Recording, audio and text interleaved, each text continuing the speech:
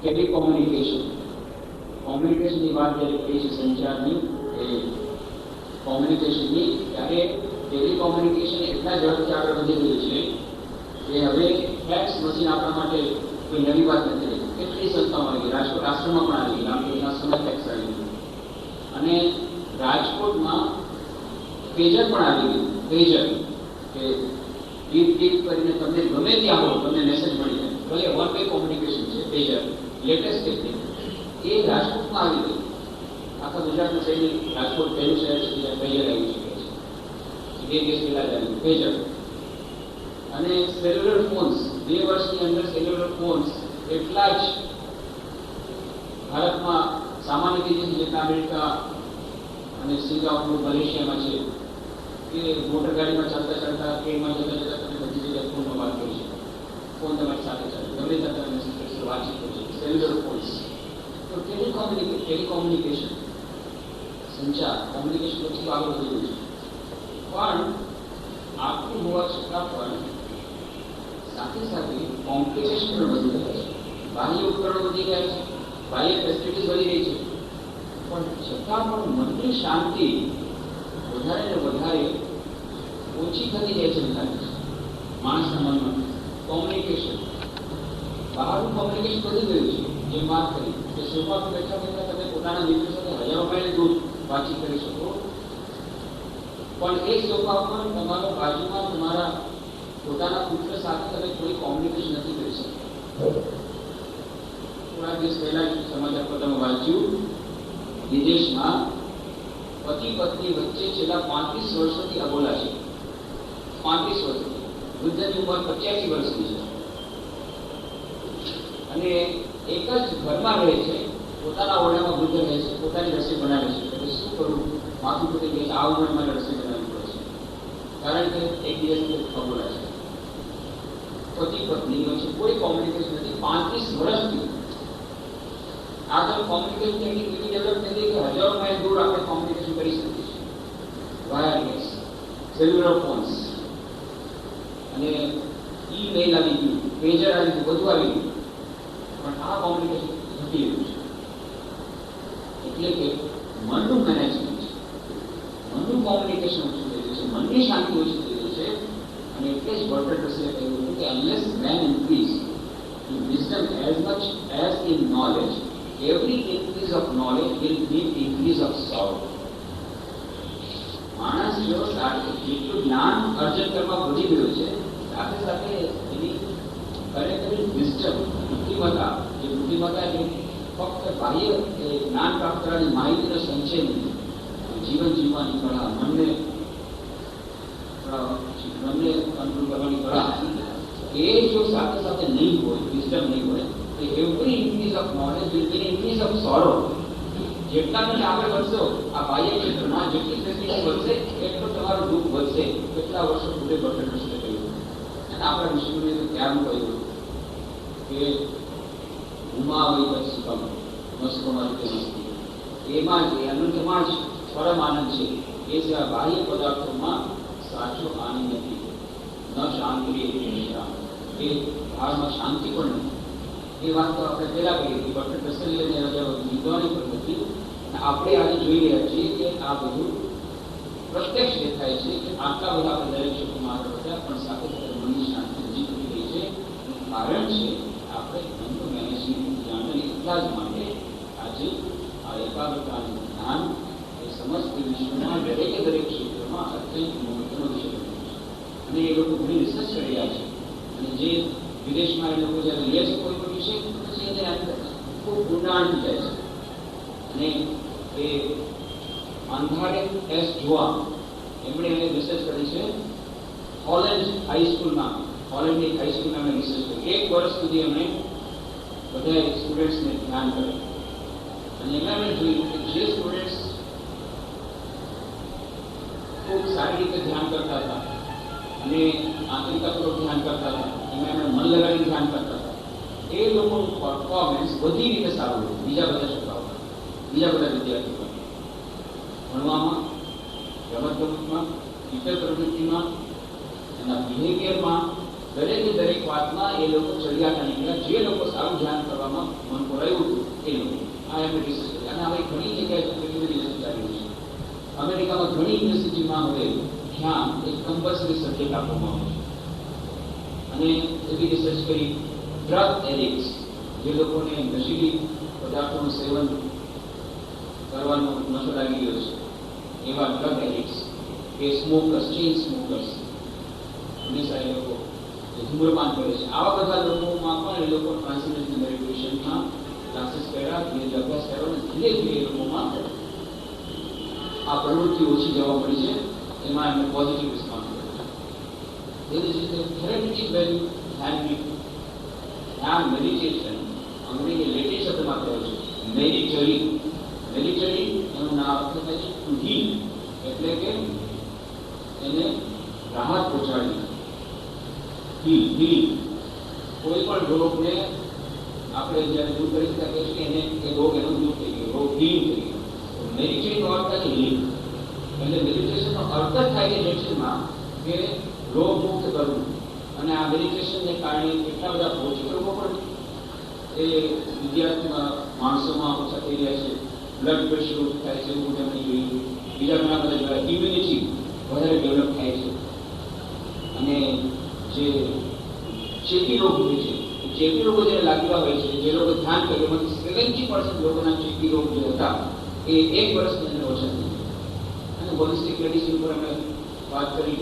Environment એમને change કર્યું. Hopkins યુનિવર્સિટીમાં એ લોકોએ ઇન્સ્ટિટ્યૂટમાં એ લોકોએ વાત કરી. આખી હોસ્પિટલ નવી કરી, એ હોસ્પિટલ બિલ્ડિંગ નવી કરી, અને એન્વાયરમેન્ટ બદલી નાખ્યું, શાંત વાતાવરણ બનાવ્યું. અને આવી રીતે ત્યાં મનના મેનેજમેન્ટ દ્વારા, એ લોકો હોલિસ્ટિક મેડિસિન દ્વારા 70% એ લોકોના પેશન્ટ અમને વગર કોઈ દવાએ સારા થઈ ગયા. આવી રીતે ઘણી બધી જાતની રિસર્ચ. થેરાપ્યુટિક વેલ્યુ કે એનાથી જે શરીર ઉપર પણ અસર થાય છે મનની, એ હવે દેખીતી વાત છે. અને એના ઉપર પણ રિસર્ચ ચાલી રહી છે. અને એમાં ઘણા સક્સેસફુલ રિઝલ્ટ ત્યાં એ લોકોને મળી રહ્યા છે. આવી રીતે ધ્યાનના વિભિન્ન પ્રકારના જે મહત્વના લાભો એની આપણે વિસ્તારની વાત કરી હતી.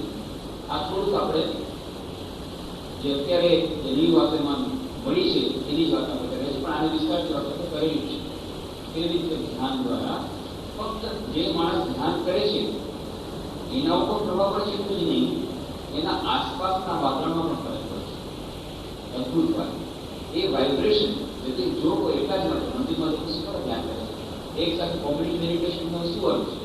કોમ્યુનિટી મેડિટેશન કરવાથી એકબીજાને પરિપૂરક બને છે કે જે વાઇબ્રેશન જનરેટ થાય છે એ વાઇબ્રેશન, એ તરંગો બીજાને મન જો ચંચળ હોય તો પણ ધ્યાન કરવા માટે એને સુગમ બને છે. એક અદભુત ઘટના મળે છે આમચા જીવન પ્રકાશ નામની પુસ્તકમાં. આમચા જીવન પ્રકાશ પુસ્તક લખ્યું છે શ્રીમતી યશોદાબાઈ જોશી, ફેમસ અણ્ણા સાહેબ હતા, મરાઠી રાઇટર, તેમના પત્ની. એમણે પુસ્તક લખ્યું છે આમચા જીવન પ્રકાશ. અને એમાં એમણે ઘટનાનું વર્ણન કર્યું છે. ઘટના એવી છે કે 1891માં એ લોકો મહાબળેશ્વર ફરવા ગયા હતા. સતારાથી મહાબળેશ્વર થોડા દિવસ માટે ફરવા ગયા. અને ત્યાં બજારમાં એ સંન્યાસી સાથે ભેગો થઈ ગયો. એ સંન્યાસી કહેતા હતા કે મને થોડી ભિક્ષા મળી શકશે? ભિક્ષા માંગે છે, મારે બે દિવસથી ખાધું નથી, ભિક્ષા મળી શકશે? તો આ જે બેન હતા યશોદાભાઈ, એમને જોઈને થોડાક એનાથી પ્રભાવિત થઈ ગયા. ગમી ગયા તો ચાલો અમારે ઘર, તો તમને ભિક્ષા ઘરે લઈ ગઈ. અને અણ્ણા સાહેબ સાથે વાત કરી. અણ્ણા સાહેબ જે હતા એ નાસ્તિક હતા, ભગવાનનો પ્રમાણ. તો તેણે ભગવાનના એક્ઝિસ્ટન્સ વિશે વાત કરી. એક્ઝિસ્ટન્સ છે કે નહીં, ભગવાન પહેલા તમે બધી વાત મૂકો પછી પહેલા તો ભગવાનના જ છે કે નહીં, અસ્તિત્વ છે કે નહીં, એના જ અમને તો ચર્ચા કરી. એના ઉપર એટલી વિસ્તારની ચર્ચા. વિવેકાનંદ પોતે સંન્યાસી, પછી તો શું પૂછ્યું કે એટલી બધી વાતો કરી એટલે એનાથી શું બંધાઈ કે તમે અહીંયા જઈ લો, 2-3 અઠવાડિયા એમની સાથે. હવે એમને એક બાળકી હતી કમલાભાઈ, 8 કે 10 મહિના. એ બાળકી ખૂબ જ ચંચળ અને આખી રાત પડે. ઘરમાં કોઈને સુવા નથી, બધાએ હેરાન કરે છે. બીજે દિવસે સ્વામીજીએ કહ્યું, સ્વામી વિવેકાનંદે, કે તમારી બાળકી મને આપી. હિંસાથી તમે સંન્યાસી તમે ભારતની સાથે રસવું જાણો હું પોતે મા નથી સાચી નથી રહ્યો પછી સ્વામીજીએ અનાસાથી તમે જયારે એને સમજાવો મને વાંચતા આત્મા હિંસાથી આપણે તો જુએ એકલા ઠીક છે એને સમજાયો એને આપવાનું એક વાત જોઈએ છે. ત્યારે સ્વામી વિવેકાનંદનો નિયમ હતો રાતના 10 વાગ્યાથી સવારે 4 વાગ્યા સુધી ધ્યાન કરે જપ કરે આખો દિવસ બાકી બધા સાથે વાંચી 24 કલાકનું કાર્ય આખો દિવસ બધા જેટલા લોકો આવે સાથે વાતચીત સત્સંગ અને આખી રાત 10થી સવારના 4 સુધી જપ ધ્યાન. તો સ્વામી વિવેકાનંદ 10 વાગ્યા બાળકીને મારી જોડીમાં નાખી દીધી. જોડી હતી જોડીમાં બાળકી નાખી અને જોડીને ખોળામાં રાખી અને ખોળામાં રાખીને સ્વામીજી ધ્યાનમાં લાગી. અદભુત વાત, આખી રાત બાળકી સુધી એક જરાય ઊંચા અવાજ ન કર્યો. બીજી દિવસે સવારના 4 વાગે જઈ બાળકી પાછી શકી સ્વામીજી મારું ધ્યાન ખૂટે કે એને રાખો જ્યાં સુધી ધ્યાન કરતો ત્યાં સુધી શું ચાલુ કર્યું હવે કરશે હવે તમે રાખો. પછી તો આખું આશ્ચર્યચકિત થઈ ગયા. પછી તો દરરોજ આ નિયમ થઈ ગયો. રાતના 10 વાગે સ્વામી ધ્યાન કરવા બેસે એટલે જોડીમાં બાળકી નાખી દેવાનું. 3-4 વાગે બાળકી થઈ જાય. કેટલાય દિવસ પછી આ એમને પાછળથી આખું કથા લખી અને કહ્યું કે અમારા જીવનમાં ઘણું પરિવર્તન આવ્યું. પછી સ્વામી સાથે કોઈ લીક નહોતું. ત્યારે સ્વામી વિવેકાનંદ તો ફેમસ નતા થયા. એક અજાણ્યા સંન્યાસી આવ્યા 2-3 પ્રવેશ ચાલ્યા ગયા. પછી જયારે અમેરિકાથી સમાચાર આવ્યા અમેરિકન સમાચાર શિકાગો પાર્લામેન્ટ રિલીઝન આવી કે અને ઘોષણા આપી છે ખોટો જોયું કે આ સંન્યાસી આપણે ત્યાં હતા આ મહાન સંન્યાસી આપણે તો રહી ગયા. પછી જ ખબર પડી ઓહો આવડા મહાન સંન્યાસી બાળકી સાચવવા આપી પછી તેને એમ પણ પાછળથી આજે પગલાભાઈ 8 વર્ષની એ તો મોટી ગઈ પછી મહારાણી બની સાંગલીના રાજાની મહારાણી બની અને એમની મોટી બહેને સંસ્મરણમાં લખ્યું છે કે એના જીવનમાં ઘણા બધા દુઃખ આવ્યા પણ બધા દુઃખોને જે રીતે સહન કર્યા શાંતિપૂર્વક સ્થિરતાપૂર્વક એનાથી મને લાગ્યું કે આ બધું એનું કારણ છે સ્વામીજીએ જે નાનપણમાં ધ્યાનના જે તરંગો એના મનમાં પ્રવેશ કરાવ્યા એને કારણે આખી જિંદગી એવી જ થઈ ગઈ. આખી જિંદગીમાં બધા જેટલા દુઃખો સહન કરવા માટે તો આવી રીતે જે જ્ઞાન કરે છે એને જ નહીં પણ આસના પાસના વાતાવરણ પણ એવો ફરક પડે છે. અને એને કારણે સ્વામીજીની તો આપણે વાત કરી હતી કે આગળ એક બીજો કિસ્સો છે અમેરિકામાં જ્યારે શિકાગોમાં હતા. શિકાગોમાં એક પાર્કમાં સ્વામીજી ધ્યાન કરવા છે. તો એક માતા પોતાની 6 વર્ષની બાળકી લઈ અને બજાર કરવા જાય. એને જોયું કે આ મહાત્મા તો સરસ છે ચૂપચાપ બેઠા છે બાળકીને મારે ક્યાં મેળવ ફેરવવું. એમને સ્વામીજી તમે આજે બાળકી સાચું છે મારે આ માર્કેટિંગમાં જાઉં છું ઘણી જગ્યાએ ફરવા ક્યાં તમે સાચો છે ભલે સ્વામી તો પર ઉતારી જગતનું કલ્યાણ કરવા માટે જ રાખી જાય. બસ પછી તો રોડ રૂટી થઈ ગઈ. સવારના માર્કેટિંગ કરવા જાય ત્યાં બેન સવારના બાળકી ત્યાં મૂકી જાય સ્વામીની પાસે પોતે માર્કેટિંગ કરીને આવે માર્કેટિંગ પૂરી બાળકી સુધી જ્યારે ફૂટા જોયા સ્વામીજીના ન્યૂઝપેપરમાં ત્યારે ખબર પડી એ વર્લ્ડને સ્વામી વિવેકાનંદ આવી રીતે પાર્કમાં બેઠા છે એને મારી બાળકી સાથે આપી હતી. પછી માતાએ ત્યાં સુધી બાળકી 12 વર્ષની થઈ ગઈ મેં કીધું તું આને ઓળખે છે યુ રિમેમ્બર યોર ફ્રેન્ડ કારણ કે એને ફ્રેન્ડ કીધી 6 વર્ષની બાળકી એને મારા ફ્રેન્ડની સાથે મારે રહેવું છે દરરોજ સવારે મારા ફ્રેન્ડ સાથે રહેવું છે ફ્રેન્ડ પાસે બેસી છે ત્યાં તારા ફ્રેન્ડને ઓળખે છે હા આવડતું 12 વર્ષની બાળકી. સ્વામી વિવેકાનંદને 12 વર્ષની ઉંમરે પણ એના ફોટો જઈને સમજી ગયા મારા ફ્રેન્ડ છે નાનપણના ફ્રેન્ડ. અને પછી જ્યારે મોટીથી ફિલાડેલ્ફિયામાં ગઈ ત્યારે મહાન ત્યાં સુધી ફોટો એને ઓળખો ફ્રેન્ડ તરીકે ઓળખો. પાછળથી એના જીવનને એવું પરિવર્તન આવ્યું અત્યંત આધ્યાત્મિક એ સાધિકા બની અને પછી વેદાંત મોટું કન્ટ્રીબ્યુશન આવ્યું પણ એ પાછળની વાત. પણ ત્યારે એ જે વાઇબ્રેશન મળ્યા એને ધ્યાનના સ્વામી વિવેકાનંદ સંસ્પર્શ મળ્યો એને કારણે જીવનમાં આવું પરિવર્તન આવ્યું. કેટલા વર્ષ થશે પણ એ ક્યારે પણ જતું નથી. સ્વામીજીના જીવનની આપણે ઘણી બધી ઘટનાઓ કરી. મેડમ ખાંડેની વાત કરી. મેડમ ખાંડે એ ફેમસ ઓપેરા સિંગર સુપ્રસિદ્ધ ગાયિકા ફ્રાન્સની પણ અમેરિકામાં લીધી અને કેવી રીતે એકવાર પરફોર્મન્સ આપી દીધી અને અચાનક એના મનમાં ખૂબ જ અશાંત થયું મન અને ઓટોને છોડીને પાછળ ગઈ ત્યાં સ્ટેજની પાછળ ડ્રેસિંગ રૂમમાં અને એકદમ તમને હાથીને બેસી ગઈ. એટલે એની શું વાત છે, તમારો પરફોર્મન્સ આપો.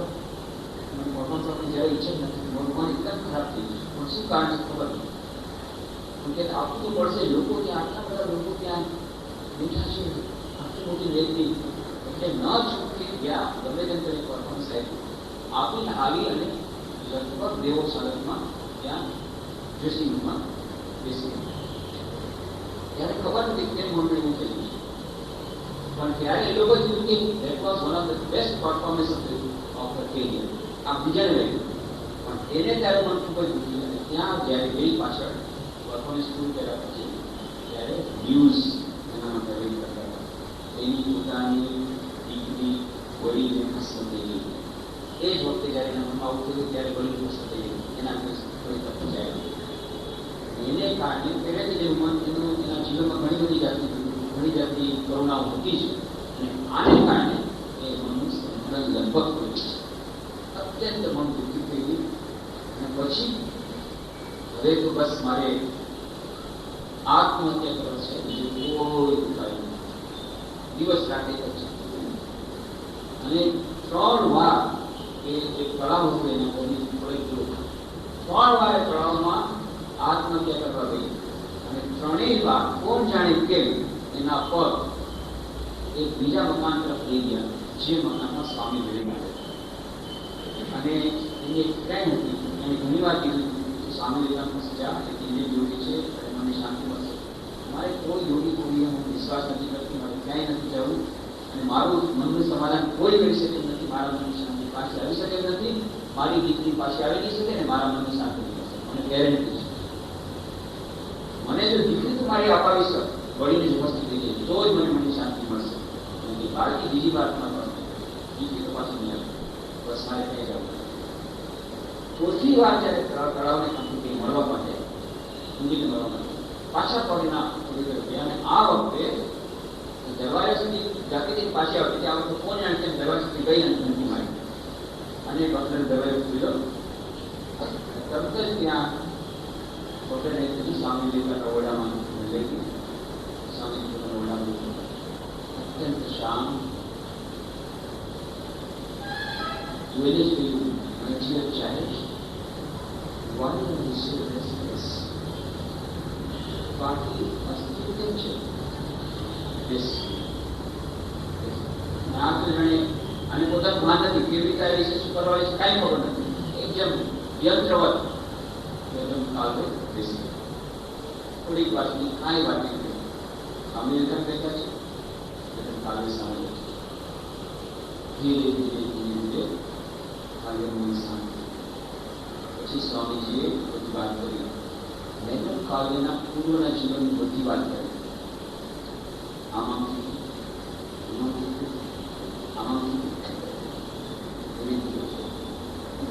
આ બધી વાત કોણે કરશે મારા વિશે? કોણે કરી? આ પૃથ્વીમાં તો કોઈને બતાવી નથી. કોણે તેને આ બધી વાતો કરી છે મારા જીવન વિશે? Who has lived out this secret?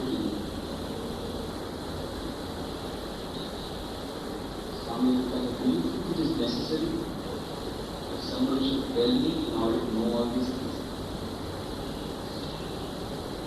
એવું જરૂરી છે કે કોઈ મને કહી જાય કે તમે શું કહ્યું છે ત્યારે જ મને ખબર પડે? સ્વામી પોતાના જ્ઞાન દ્વારા એના ઉદઘાટ જેવું. પછી સ્વામી You need to rest gratitude. You need quietness. You need peace. શાંતિ જ્ઞાન દ્વારા શાંતિ મળશે. કોઈ વાત જીવનમાં શાંતિ શું છે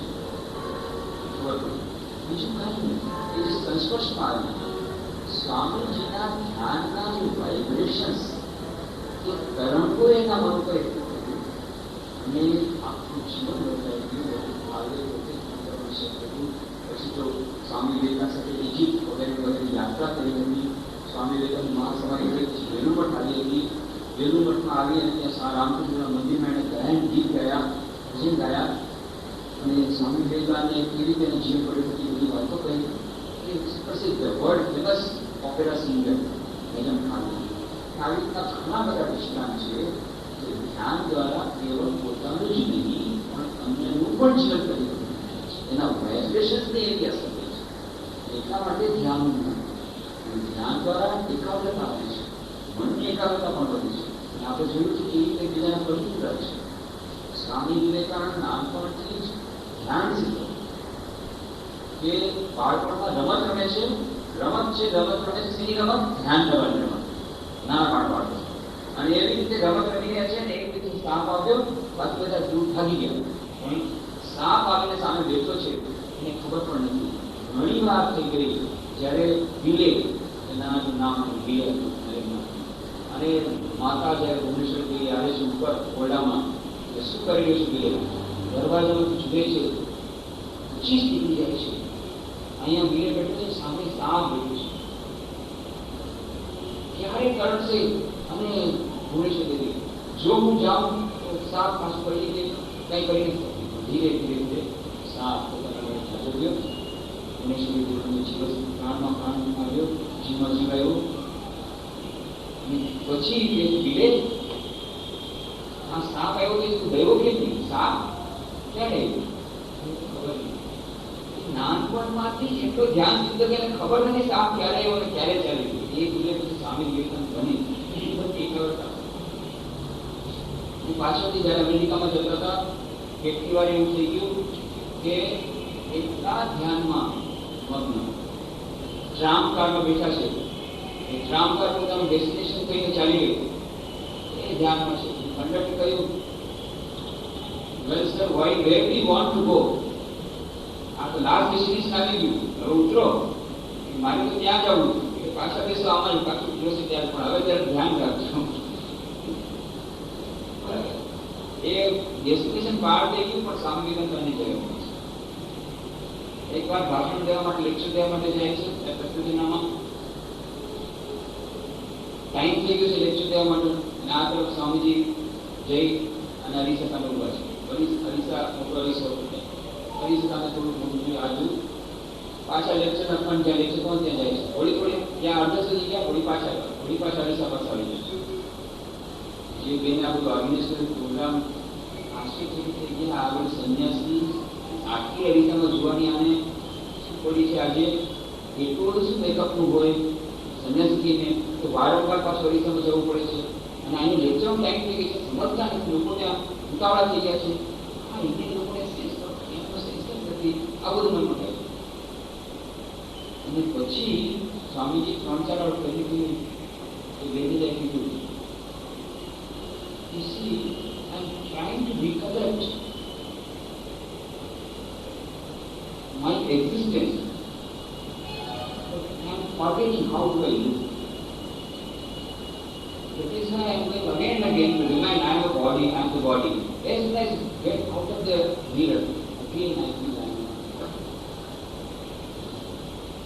એવું ઊંડું ધ્યાન એ કેવી ભાવના દેહાત્મ ભાવના કેટલી બધી નીકળી ગઈ, વિદેહ ભાવના એવી આવી ગઈ છે કે વારંવાર હું અરીસા પાસે જઉં છું અને જોઉં છું કે નહીં મારું શરીર છે ફીલ કરવા માટે. જો શરીર આ જો આપણા શરીર આ મારું શરીર છે એ હું સમજાવું છું પોતાના મનને, પણ એ આત્મામાં એટલું લેન છે જ્યાં અરીસા સામે થયું ત્યારે હું દેહ છું ભાન નથી.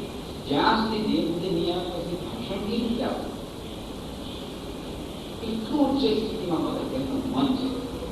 એ પોતાના મનને હું નીચે નથી લાવી શકું. રામકૃષ્ણ તો અવારનવાર સમાધિમાં જતા એમને માટે તો બહુ જ મુશ્કેલ હતું પોતાના મનને આ સાધારણ ધરાતલ પર લાવવા માટે. પણ સ્વામી વિવેકાનંદને પણ માટે પણ ક્યારેક ક્યારેક ખૂબ મુશ્કેલ થઈ જતું પોતાના મનને આ સાધારણ દેવાની જગતમાં લાવવા માટે.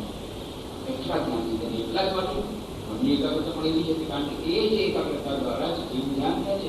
એ જ જ્યારે સંસારિક વસ્તુ તરફ એ જ એકાગ્રતાને જ્યારે લગાવવામાં આવે છે ત્યારે એમાંથી પણ રિઝલ્ટ એવી રીતે મળે છે. એની આપણે ઘણા બધા દૃષ્ટાંત આપ્યા હતા કેવી સામેની એકાગ્રતા કેમ આવી રીતે ધ્યાન સુધાર માટે. તો સ્વામીજી જ્યારે અમેરિકા જઈ ગયા હતા 31મી મે 1893ના રોજ મુંબઈમાં, ત્યારે તો હવાઈ જહાજ દ્વારા જઈ ગયા. તો જહાજમાં બેસવા માટે તૈયારી બધી થઈ ગઈ હતી. થોડાક માણસો આવ્યા હતા એમને સી ઓફ કરવા માટે, એમને વિદાય દેવા માટે. ત્યારે એ જે વિદાય દેતા હતા એમાંથી એમને કહ્યું, સ્વામીજી સામાન્ય તમારી પાસે કાંઈ નથી, આટલો સામાન એ જો ખેતીના મહારાજે એક પોટ કરાવી દે એ બધું સામાન, બીજું કાંઈ નહીં. અને પુસ્તક તો એવી લીધી નથી. તમે ત્યાં જાઓ છો શિકાગો પાર્લામેન્ટ ઓફ રિલિજન્સમાં વિશ્વ ધર્મ સભામાં ભાગ લેવા માટે, તમારે તો પુસ્તકો લઈ જવી જોઈએ. કે હવે તો અત્યારે શું થયું કે ઝાડ કોલોની દે છે, તમે એક કામ કરો, મારી પાસે એક પુસ્તક છે, લાખ રૂપો કી એક દવા છે. આ પુસ્તકમાં બધું આવ્યું, બહુ સુંદર પુસ્તક તમને આપું છું. આ પુસ્તક તમે રાખો ને ફાયદો પડશે. સર્વદર્શન સંગ્રહ, મધ્વાચાર્યનું સર્વદર્શન સંગ્રહ, આ તમે લઈ જાઓ. સ્વામીજી પછી આ સર્વદર્શન સંગ્રહ મોઢામાંથી દોરણ શરૂ આપ્યું. આ તો બહુચની જેમ સાંભળતો જ રહી ગયો. જે ભાઈ એને સજેશન આપવા ગયા હતા, સલાહ આપવા ગયા હતા કે તમારે આ પુસ્તક સાથે લઈ જવું જોઈએ, સ્વામીજી બધું મુખસ્થ કહેતા જાય છે મોઢે. આખા સર્વદર્શન સંગ્રહ પોતાને આખું કહેતા જાય, બસ બસ બસ હવે માફ કરો, હવે નહીં જોવું. પુસ્તકો લાવવા લઈ જવાની જરૂર શું? સ્વામી વિવેકાનંદના કોન્સેપ્ટનું બધું ફીલ થયું છે. એવી એમની એકાગ્રતા, એક વાર વાંચી લેવાથી બધું થઈ જતું. એ મેમોરીમાં ત્યાં બધું રેકોર્ડ થઈ જતું. કેમ? એવા ઘણા બધા દૃષ્ટાંત આપો કે કેટલીના મહારાજા કેટલા એમને સમજાઈ ગયા. સમજતા શિષ્ય નહોતા બન્યા. તો સ્વામી વિવેકાનંદ ત્યારે કે સુપ્રસિદ્ધ નહોતા બન્યા. શિકાગોની પાર્લામેન્ટ રિલિજન્સને ભાષણ હતું 1891 ની વાત છે. એક સાધારણ પરિવાર સંન્યાસી સાથે ઘમંડું છે, પિતાની એક નાનકડી છોકરી, ઇમિટેશન ઓફ ક્રાઇસ્ટ, એક જોડી, એકાદ ટકું બસ અને દંડો, બેન ડીપીએસ. એવા સંન્યાસી કેટલા જાય છે? કોણ એને માના, કોણ એને રાખે? ખેતરીના મહારાજા અને રાજમહેલના રહેતા, અને પછી ગુરુની જેમ શ્રદ્ધા કરીને એની પાસેથી મંત્રદીક્ષા લીધી. સમજતા નહીં. જ્યારે એમને પરચો જોઈએ એમનો, ત્યારે ત્યાં એકવાર જુએ છે સ્વામીજી ઓરડામાં બેઠા છે, પુસ્તક વાંચી રહ્યા છે, પાના પડતા છે, પાના પડતા. થોડીક વાર સુધી તો રાજા અજીતસિંહજી, સ્વામીજી તમે પાના પડતા છો કે પુસ્તક વાંચતા કેમ નથી? આ પુસ્તક વાંચી નાખ્યું. શું વાત કરો છો? પાના પડતા પુસ્તક વાંચી ખોટું થઈ ગયું. તમને વિશ્વાસ નથી હવે જો પૂછવા માટે પ્રશ્ન. અજીતસિંહજી થોડા પ્રશ્નો પૂછે છે, સ્વામીજી બધા જવાબ આપે છે. આ ચમત્કાર, ચમત્કાર કઈ નથી, આ છે એકાગ્રતાની શક્તિનું પરિણામ છે. અને પછી સમજાવે છે કે જુઓ, એક નાનું બાળક હોય છે, એ કેવી રીતે વાંચે છે? જોયું છે? એ એમ નહીં વાંચે, કલમ નહીં વાંચે, કલમ નહીં વાંચે, ક, લ, મ, એક એક અક્ષર વાંચે છે, એક શબ્દ નથી વાંચે. પછી એક બાળક જયારે મોટો થાય છે, આખા નાખો શબ્દ વાંચે છે, હજી મોટો થાય છે, આખું નાખું વાક્ય વાંચે છે. તો જેવી રીતે આ ધીરે ધીરે એકાગ્રતા જેમ જેમ વધતી ગઈ, શક્તિ એમ વધતી જાય છે વાંચવાની, એવી જ રીતે આ એકાગ્રતાની વાંચવાની શક્તિનો કોઈ અંત નથી. હજી બધી બંને એકાગ્રતા થાય ત્યારે લાઈન બાય લાઈન વાંચવાની જરૂર નથી, પેજ બાય પેજ વચાય. સ્વામીજી પાસે એવી હતી. અને એટલા જ માટે એટલી નાની ઉંમરમાં એ તો શંકર પાંડુરંગ પંડિત કેટલા મહાન વિદ્વાન હતા. 27 ભાષાના જાણકાર શંકર પાંડુરંગ પંડિત, પોરબંદરના એડમિનિસ્ટ્રેશનમાં પણ એટલા મહાન, અને વેદાંતમાં એટલા મહાન, બધી રીતે પારંગત. એ વિશ્વના મહાન વિદ્વાનોને સમજવાની, સમજાવવાની શક્તિ જેનામાં હોય શંકર પાંડુરંગ પંડિત. અને એ શંકર પાંડુરંગ પંડિત કોઈ સાધારણ સંન્યાસી તો માનવા આપે. સ્વામી વિવેકાનંદ ત્યારે ઉંમર માંડ 27 વર્ષમાં, એક યુવક, કોઈ સાથે સારો નથી, કમંડુ ને આ કુટુંબ લઈને આવ્યો છે. અને 2 દિવસ જ્યારે સ્વામીજીની પાસે રહ્યા જોયું, અગાધ જ્ઞાન. અને એ શંકર પાંડુરંગ પંડિત ત્યારે પોતાની 1894 2 વર્ષ પછી એમનું દેહાંત થઈ ગયું શંકર પાંડુરંગ પંડિત. ત્યારે તો પોતાના ઉચ્ચતમ વિદ્વતાના ઉચ્ચતમ શિખરે હતા. અને ત્યારે વેદના એ ભાષાંતર નહીં, એના પર ભાષ્ય લખી રહ્યા હતા ભાષાંતરની સાથે. અને એ ભાષાંતરમાં સ્વામી વિવેકાનંદ કહે છે, સ્વામી તમને મદદ, તમારી જે અગાધ જે બુદ્ધિમત્તા છે, તમારું જે અગાધ જ્ઞાન છે, એનાથી મને સહારો મળશે. મારું તો આ ઘણા વર્ષોથી અત્યારે એ શંકર પાંડુરંગ પંડિતે સંસ્કૃતમાં ત્યારે મેગેઝિન શરૂ કર્યું હતું, ઘણા પુસ્તકો લખ્યા છે, ઘણા એના ઘરે હું જે ઘર હતું એમના જે અત્યારે ઉત્તરાધિકારી છે ત્યાં બધા પુસ્તકોના જોયા કેટલા પુસ્તકો લેખા બ્રિટિશ ગવર્મેન્ટે એમના પુસ્તકો છાપેલા એ વખતે જેમાં મોટા મોટા વેદના એ લોકો ભાષ્ય કરી રહ્યા હતા. તો એ શંકર પાંડુરંગ પંડિત મહાન વિદ્વાન સ્વામીજીના વિદ્યુતથી અને એમની એકાગ્રતાની શક્તિ કેન્દ્રિત છે. અને પછી કહે છે મને વેદના આ ભાષાંતરમાં તમે મદદરૂપ કારણે સ્વામીજી મદદરૂપ થાય છે. અને પછી જોઈએ છે કે દરેક વસ્તુ આવી ચૂકે છે ત્યારે શંકર પાંડુરંગ પંડિત પ્રથમ વ્યક્તિ જે સ્વામીજીને કહે છે સ્વામીજી તમે શિકાગો પાર્લામેન્ટ રિલિજિયન્સમાં જાઓ. લીંબડીના મહારાજાએ સ્વામીજીને કહ્યું તમે અમેરિકા જાઓ, વિદેશમાં જાઓ. અને શંકર પાંડુરંગ પંડિત કહે છે કે આ શિકાગો વિશ્વ સભામાં થઈ રહી છે સ્વામીજી તમારી આ અદભુત પ્રતિભા આ ભારતના લોકોની શકી શકે. ત્યાં જઈને જ્યારે માર્ગ કરશો ત્યાં જઈને તમે મોટું મચાવશો ત્યારે લોકોને જ્ઞાન પૂછશે. અને પછી તમે જ્યારે વિદેશમાં જાશો તમને ફ્રેન્ચ ભાષા બહુ મદદરૂપ થશે. તમે ફ્રેન્ચ ભાષા શીખી. અને શંકર પાંડુરંગ પંડિત પોતે ફ્રેન્ચ ભાષા શીખવાડે છે. અને ફક્ત 3 અઠવાડિયામાં સ્વામીજી ફ્રેન્ચ ભાષા એવા શીખી ગયા કે ફ્રેન્ચ ભાષામાં એમને પત્ર લખ્યો 4 પેજનો પોતાના ગુરુભાઈઓને કલકત્તામાં ત્યાં વરાનગર મઠમાં ગુરુભાઈઓ જોઈએ કે લેટર આવ્યો છે પણ સમજાતો નથી કઈ ભાષામાં છે એ નથી ખબર. ત્રિગુણાતીતાનંદ જે સાદા મહારાજ એટલે ફ્રેન્ચનો થોડો અભ્યાસ કર્યો લાગે છે કે ફ્રેન્ચ ભાષામાં ફ્રેન્ચના ત્યારે જે વિદ્વાન છે કલકત્તા ત્યાં લઈ ગયા ત્યારે આપણા નરેન્દ્ર પત્ર છે ત્યારે ફ્રેન્ચ શીખો ભાઈ ફ્રેન્ચ ભાષા કેટલી ભાષા અહીંયા માંડ રહ્યા તો 4-5 મહિના 6 મહિના ગુજરાતમાં 2-3 મહિના રહ્યા મહારાષ્ટ્રમાં મહાબળેશ્વરમાં 2 મહિના પુના અને મુંબઈ સતારા અને બધી જગ્યાએ વળી માંડ 2-3 મહિના મહારાષ્ટ્રમાં 5-6 મહિના ગુજરાતમાં એમાં ગુજરાતી શીખી ગયા મરાઠી શીખી ગયા ફ્રેન્ચ શીખી ગયા બંગાળી આવડતું ઇંગ્લિશ હિન્દીમાં એવું સરસ ભાષણ આપતા હતા અનુવાળામાં પેલું ભાષણ આપ્યું કેટલી બધી ભાષા શીખી ગઈ. જર્મનના શબ્દના લેટેસ્ટમાં પણ લેટેસ્ટ સંમેલનમાં મળશે. ગુજરાતીમાં એ જુનાગઢના દિવાન હરિદાસ બિહારીદાસ દેસાઈ એમને ત્યાં મહેમાન હતા. તો હવે બંગાળી શરીર ગુજરાતી ખાવાનું ક્યાંથી ભાવે ને આપણે ગુજરાતીમાં તો દાળમાં પણ ગોળ નાખે એ લોકોને ગુજરાઈ ન ભાવે.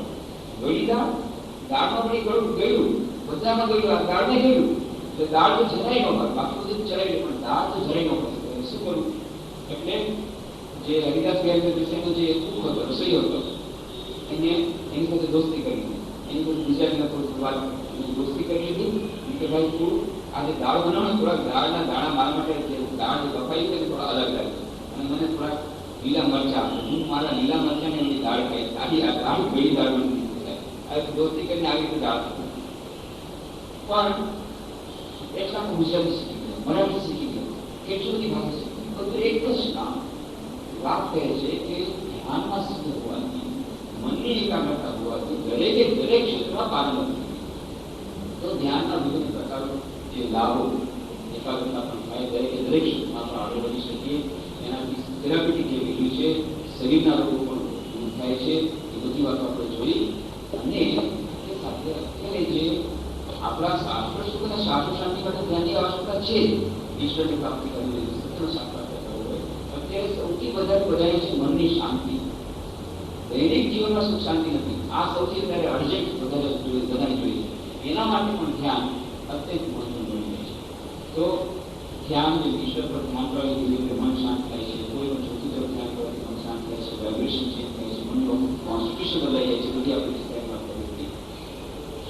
અને ચિંતન એ પણ એક પ્રકારનું ધ્યાન છે. આત્મવિશ્લેષણ એ પણ એક પ્રકારનું ધ્યાન છે કે હું શું કરી રહ્યો છું મારે કઈ તરફ જવું છે. ઝેન બુદ્ધિઝમમાં આ જ પ્રકારનું ચિંતન એક નાનકડું વાક્ય આપી એના ઉપર ચિંતન કરવાનું પર ધ્યાન કરવાનું ધ્યાન કરવાનું કે એક જ એને વાક્ય આપી દીધું I have a car bus જો ચાલો આના પર ધ્યાન કરો કોણ ઝેન બુદ્ધિઝમ કોણ આઈ હેવ એ કાર તો ધ્યાન કરીશું આઈ હેવ એ કાર મારું નવું શું છે car I have a car I move when the car moves. I start when the car starts. If the car moves fast, I also move fast. જ્યારે ગાડી start થાય ત્યારે હું start કરું છું. જ્યારે ગાડી જોરથી ભાગે ત્યારે હું જોરથી ભાગું છું. પછી વિચાર કરો ગાડી જે દિશામાં જાય છે એ દિશામાં હું જાઉં છું. તો પછી આ આગળ આગળ વધો કેટલા જાય છે ગુરુ કે આગળ વધો ચિંતન પણ તે કાર્ય કાર્ય છે. અચ્છા, તો પછી ગાડી જે દિશામાં જાય છે એ દિશામાં હું જાઉં છું. જો ગાડી રોંગ દિશામાં જાય, હું રોંગ દિશામાં જાય, સારી વાત છે. ગાડી જો ખરાબ જો જુદી દિશામાં જાય છે, અવળી દિશામાં જાય, હું અવળી દિશામાં ગાડી સાચી દિશામાં જાય, હું સાચી દિશામાં જઈશ. ગાડી અવળી દિશામાં જાય, હું અવળી દિશામાં જઈશ. પછી મારે સાચવવું જોઈએ. સ્ટાર્ટ કરતા પહેલા પૂછવું જોઈએ કે મારે કઈ તરફ જવું છે. ગાડીને સ્ટાર્ટ કરતા પહેલા મારે જાણવું જોઈએ. ગાડી સ્ટાર્ટ કરતા પહેલા મારે પૂછવું જોઈએ કે મારે ક્યાં જવું છે. તો પછી મેં તો ગાડી સ્ટાર્ટ કરી દીધી છે, મારી ગાડી તો ફૂલ સ્પીડમાં ચાલે છે, મને ખબર નથી કઈ દિશામાં જાય છે. આ મારી જીવન ગાડી પછી આવી ગયા. હા, બરાબર, સાચી વાત. જીવનરૂપી ગાડીને સ્ટાર્ટ કરી દીધી, ખૂબ ફાસ્ટ જાય છે. ત્યારે પછી ના જરાક ટાઈમ નથી, જરાક ગાડી જીવનમાં એકદમ કેટલી ફાસ્ટ જાય છે, જરાક ટાઈમ નથી, ગાડી ખૂબ ફાસ્ટ થઈ છે. તો વિચાર કઈ તરફ ગાડી જઈ રહી છે, ક્યાં જવા નીકળતા, ક્યાં સુધી પહોંચ્યા છીએ. આ જીવનરૂપી ગાડી કઈ દિશામાં વિચાર્યું નથી, પણ ક્યાં જવું છે એ નથી વિચાર કર્યો છે. આપણો અંતિમ ઉદ્દેશ શું છે આ જીવનમાં? શેના માટે આપણે જીવી રહ્યા છીએ? અરે ભાઈ, બધા જીવી રહ્યા છે એટલે આપણે જીવી રહ્યા છીએ. નથી મારા કે આપણે જીવવું પડશે, પછી એટલા માટે જીવી રહ્યા છે. પણ તમારે શું પ્રાપ્ત કરવું છે વિચાર. ગાડી સ્ટાર્ટ કરી દીધી છે, ગાડી ભાગે છે, આપણે ભાગે છે. ટાઈમ નથી, જરાય ફૂલ સ્પીડમાં ગાડી જાય છે. એટલું જરાય ટાઈમ નથી, ઉછવાળ ટાઈમ નથી. એ આપણે કઈ તરફ જીવી છે. જરા આ ધ્યાનની પ્રક્રિયા છે વિચારવાનું. ગાડી કઈ તરફ જીવી છે, આ છે મુખ્ય એનું મહત્વ. કે આપણે ધ્યાનના ક્ષણોમાં આત્મવિશ્લેષણ કરીએ. એ ધ્યાનમાં આત્મવિશ્લેષણ ઘણા બધા ઉપાયમાં એક ચિંતન. આપણી જીવનની દૈનિક સમસ્યાઓના સમાધાન માટે પણ ધ્યાન અત્યંત ઉપયોગી છે. એના માટે પાશ્ચાત્ય મનોવિજ્ઞાન શીખે છે, આધુનિક મનોવિજ્ઞાન શીખે છે, ને આપણું પ્રાચીન મનોવિજ્ઞાન શીખે છે. એની બધી વિસ્તારની વાત આજે નહીં કરી શકીએ, પણ આ જે ચિંતન, ચિંતા તો બધાને હોય છે, પણ બધા ચિંતા કરે છે પણ ચિંતન નથી કરતા. કહે છે કે ચિંતા અને ચિતા બંને ખરાબ છે, પણ એ ચિંતા અને ચિતા, ચિતા એટલે આગની ચિતા, એ બંનેના કહે છે ચિંતા એ વધારે ભયાનક છે. કેમ?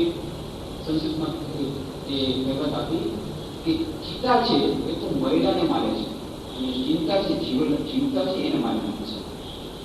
જીવતા મહિલા જેવા કરી નાખે છે ચિંતા દ્વારા. ચિંતા માણસને ખાઈ જાય છે. એ જીવે છે પણ મહિલા કરતા પણ વધારે દુઃખ ભોગવી ગયું છે. ચિતા ફક્ત મહિલાને બાળી નહીં, ચિંતા જીવતા માણસને બાળી નાખે છે. એટલા માટે ચિંતા ભયાનક. ચિંતા દુઃખ એવી દેખાય કે ચિંતા ઉપર જ ચિંતન કરો. ચિંતા તો એકદમ ભાગશે નહીં, મારે ચિંતા નથી કરવી. એટલે કે ભાઈ તમે ચિંતા કરો, ડોક્ટર બધા કહે છે જો ભાઈ તમારો રોગ તો દવા તમે આપી દીધી, પણ ખરેખર આ તમારી સાયકોસોમેટિક ડિઝીઝ છે.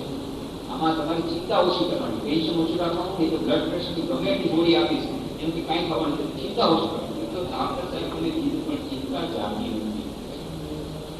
ચિંતા ઓછી કેમ કરવી તેવી રીતે એ તો બતાવતા નથી.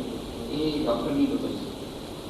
આ જે આધ્યાત્મિકતા માટેનું સોલ્યુશન ચિંતન દ્વારા ચિંતા દૂર થશે. ચિંતા ઉપર ચિંતન કરો. અત્યારે આપણું મન કેવું છે કે આપણે ઇમોશન્સ ઉપર જઈએ છીએ, ભાવના ઉપર જાય છે, પણ ચિંતન ઉપર કોઈ ચિંતા ઉપર ચિંતન નથી કર્યું. તો ચિંતાઓનું લિસ્ટ બનાવી મારી કઈ કઈ ચિંતા છે. એક ચિંતા, બે ચિંતા, ત્રણ ચિંતા, અને એના પછી એની બાજુમાં કોલમ બનાવ્યો શું ખરેખર આમ છે પૂછવાનું. બીજી જેડીસો આ ચિંતા તો નથી કરી. બીજી જેડીસો એક માણસ માટે હાથ લઈને બેઠું છે. શું થઈ ગયું? એમ ચિંતામાં ચડતા બધા શું બતાવું, મારા બધા સપના ભૂંગળ ભાંગીને ભૂકો થઈ ગયા. શું થયું? શું? અરે અરે મારા છોકરાનું ભવિષ્ય અંધકારમાં છે, મારું ભવિષ્ય અંધકારમાં છે. પણ શું થયું? શું એ તો બતાવો. શું હવે બતાવો? હવે કોઈ માણસને મોઢું દેખાડા જેવું નથી. પણ તમે થયું શું તો પેલો કયો આપણું તો તમે વર્ણન કરો છો. અત્યારે તમારે આટલા બધા ચિંતિત થવા. છોકરાને આટલું બધું મેં થઈ ગયું, એના માટે અલગ રૂમ આપી દીધો, બધી વ્યવસ્થા કરી, લેટેસ્ટ ટોપી આપી દીધી, 12,000 રૂપિયા જઈને ટ્યુશન કરાવ્યું 12th સાયન્સમાં. આટલા રૂપિયા ખર્ચા મારું બધું બેંક બેલેન્સ નાખી દીધું, અને છોકરો સેકન્ડ ડિવિઝનમાં પાસ થયો.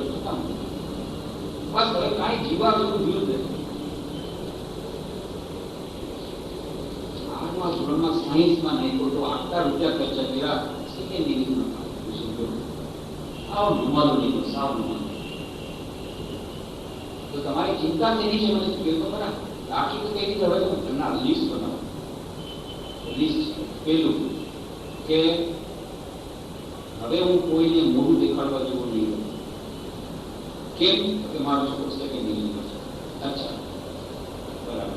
હવે તમે વિચાર કરો, ખરેખર શું આમ છે પૂછો તો? ખરેખર કોઈને મોઢું દેખાડવા નહીં ગયું. અચ્છા, જેટલા તમારા મિત્રો છે એમાં કોઈ એકાદ મિત્ર એવો છે કે જેના છોકરો ફર્સ્ટ ડિવિઝન નથી આવ્યો? વિચાર કરો.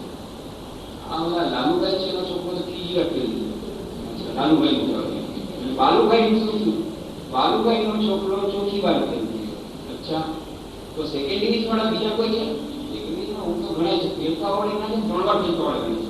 એ જેટલા ફેરફાર વાળા છે એના બાબત તો કોણ જો તમારો છોકરો સેકન્ડ ડિવિઝન પાસ થયો છે.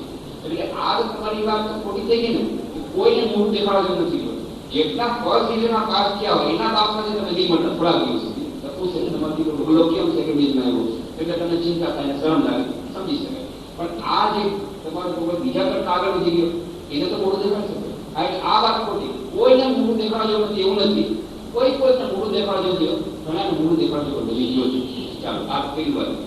બીજી વાત કરો તો બીજું શું કહેતા હતા? મારું ભવિષ્ય અંધકારમય છે. કેમ? તો તમારા છોકરાનું ભવિષ્ય અંધકારમય છે. કેમ? તો કે 12માં સેકન્ડ ડિવિઝન. અચ્છા, 12માં સેકન્ડ ડિવિઝન આવ્યો. કોઈ તમારા મિત્રનો કોઈ છોકરો છે જે 12માં સેકન્ડ ડિવિઝન ન આવ્યું, સેકન્ડ ડિવિઝન આવ્યો અને એનું ઉજ્જવળ ભવિષ્ય હોય? કે હા, મદનભાઈ છે, એનો છોકરો તો 12માં 3 વાર ફેલ થયો પણ હમણાં તો કરોડો રૂપિયા કમાય છે. હમણાં લંડનમાં નવી ઓફિસ કરી. 12માં ફેલ થયો 3 વાર હોય. એટલે જે લોકો સેકન્ડ ડિવિઝન આવે છે જેટલા 12 સાયન્સમાં બધાનું અંધકારમય ભવિષ્ય છે એવું તો કઈ નથી ને. ના, કોને કોણ છે લિસ્ટ બનાવો? હા, એ આનું પણ નથી, આમ છે, આમ છે, આમ છે, તેમ છે. હા, એ તો થોડાક મહિલા ખરા જેનું અંધકારમય સાવ ભવિષ્ય નથી. 12માં સેકન્ડ ડિવિઝન થયા પછી પણ એક હજાર 3 વાર એ આગળ વધી ગયા. એ તો તમે છોકરી મૂકતો બધા અંધકાર ભવિષ્ય નથી. તમારા છોકરા સાવ અંધકારમય તો નથી. મારા સપના બધા ભાંગીને ભૂકા થઈ ગયા. ખરેખર આમ છે, પૂછો શું સપનું હતું તમારું? મારું સપનું હતું મારા દીકરાને એન્જિનિયર બનાવીશ. અચ્છા, હવે 12માં સેકન્ડ ડિવિઝન આવ્યો એટલે શું એન્જિનિયર ન બની શકે? કેવી રીતે બને? મિનિમમ 65% જોઈએ છે આજકાલ તો એડમિશન માટે. પણ સાંભળ્યું છે મહારાષ્ટ્રમાં તો ડોનેશન થઈ શકે. હા, એ વાત સાચી, ડોનેશન માટે પૈસા પણ સાવ તો ભાંગીને ભૂકા થઈ ગયા. એટલે રૂપિયાનો સવાલ છે. આ એડમિશન થઈ શકે મહારાષ્ટ્રમાં, ડોનેશન એન્જિનિયર થઈ શકે.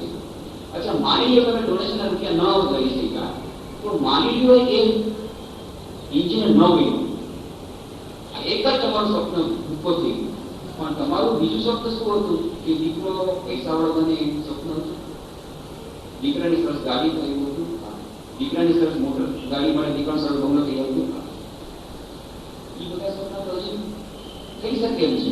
એ જો 12મા સાયન્સમાં પાસ થયા પછી સેકન્ડ ડિવિઝન પછી જો એન્જિનિયર ન બન્યું, એવા કોઈ માણસ તમારા સમાજમાં છે કે જે લોકો એન્જિનિયર ન બન્યા છતાં ગાડી ચલાવતા હોય? ઘણા છે. લોકો કોણ છે કે આ વાત સાચી. ચિંતન કરવાથી એટલું મળ્યું કે મારા બધા સપના ભાંગીને ભૂખો નથી થયા. એક જ સપનો થોડો થોડો ભૂખો થયું. એ બીજું સપનું એન્જિનિયર બનાવવાનું, એ પૂરેપૂરું ભૂખો નથી. કારણ કે જો ડોનેશન લાવું તો એ થઈ શકે. અને એક સપના ભાંગીને ભૂખો થઈ ગયું વધારે વધારે. પણ બાકી બધા સપનો જ છે. મારા છોકરાનું ભવિષ્ય સાવ અંધકારમય છે. સાવ અંધકારમય નથી. એન્જિનિયર તરીકે ભવિષ્ય અંધકારમય છે. પણ હજી બીજી બધી લાઈન ખોટી છે ને, આ ખુલ્લી છે. એ વાત સાચી. એ છોકરી આવી રીતે ચિંતન કરતા કરતા મળ્યું કે ખરેખર આમ છે. જયારે કીધું આ તો મને ખબર નથી. આ તો આ ચિંતા પર ચિંતન કરવાથી નવી દિશા માટે નવો ઉત્સાહ આવી ગયો. તો પાવર ઓફ પોઝિટિવ થિંકિંગ. આજે ધ્યાન દ્વારા નાના ક્ષણોમાં ઓટોસજેશન પાવરફુલ થોટ્સ પોતાને દેવાથી એ જીવનને સમજવાની, જીવનને નવી દિશા આપવાની, આપણે શું કરીએ છીએ આત્મવિશ્લેષણ કરવાની, આપણે આપણી સમસ્યાઓ પર વિશ્લેષણ કરવાની, આપણી ચિંતાઓ પર ચિંતન કરવાનું, આ બધું પણ ધ્યાન એક માર્ગ મોટો કરે છે. તો ધ્યાન આપણા દૈનિક જીવનમાં સુખ શાંતિ, ચિંતનોથી મુક્તિ, સમસ્યાઓનું સમાધાન કરે છે, એકાગ્રતા આપે છે, આપણા દૈનિક જીવનમાં લૌકિક જીવનમાં સફળતા આપે છે, તેમજ શાસ્ત્ર માર્ગ મૂકવું પડશે. આ બધાની ચર્ચા વિસ્તારની ચર્ચા આવતા શનિવારે નહીં, આવતા શનિવારે તો તમને ખબર છે 5, 6 અને 7